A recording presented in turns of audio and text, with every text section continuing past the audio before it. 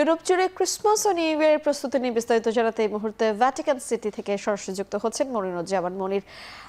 মনির, একটু জানাবেন, আমরা প্রতিবেদনে দেখছিলাম ইতোমধ্যেই কিন্তু তোড়জোড় শুরু হয়ে গিয়েছে ক্রিসমাসের প্রিপারেশন ইউরোপ জুড়ে।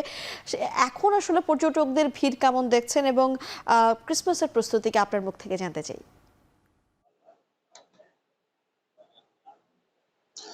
ধন্যবাদ মিম। আপনারা দেখতে পাচ্ছেন যে আমি ইতিমধ্যে সেন্ট পিটার্স স্কোয়ার, যেখানে ভ্যাটিকান সিটিতে অবস্থিত, আমি এখানে আছি এবং এখানে আমার পিছনে সেন্ট পিটার্স স্কোয়ারে ইতিমধ্যে ক্রিসমাস ট্রি স্থাপন করা হচ্ছে এবং এটি 200 বছর পুরনো একটি গাছ আনা হয়েছে এবং যেটি ইতালির উত্তর অঞ্চল থেকে এবং 30 মিটার উচ্চতার এবং আরো ছোট বড় 39টি গাছ এখানে আনা হবে এই সাজসজ্জার জন্য। আর এটি 7 ফেব্রুয়ারি থেকে 7 ডিসেম্বর থেকে শনিবার সন্ধ্যা 6:30 থেকে এটা আলোকিত করা হবে এবং এটি থাকবে 12 জানুয়ারি 2025 সাল পর্যন্ত।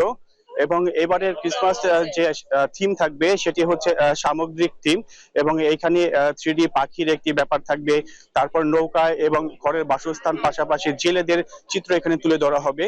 আর এখানে এই সবকে কেন্দ্র করে ইতিমধ্যে প্রচুর পর্যটক আসতে শুরু করেছে এবং আপনারা জানেন যে প্রতি 25 বছর পর এখানে জয়ন্তী উপলক্ষে বিশেষ একটি শান্তির বার্তা দেওয়া হয়। পোপ ফ্রান্সিস এই বার্তাটি দেন এবং এই সেন্ট পিটার্স স্কোয়ার থেকেই, এবং এটির জন্য প্রচুর পরিমাণ দর্শনার্থী এবং পর্যটকে আসতে শুরু করেছে।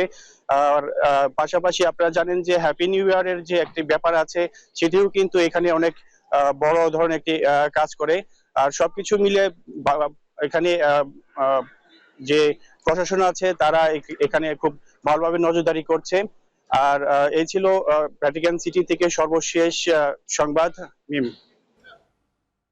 ইতালির ভ্যাটিকান সিটি থেকে সরাসরি যুক্ত হয়ে ক্রিসমাসের প্রস্তুতির খবর জানাচ্ছিলেন মনিরুজ্জামান মনির।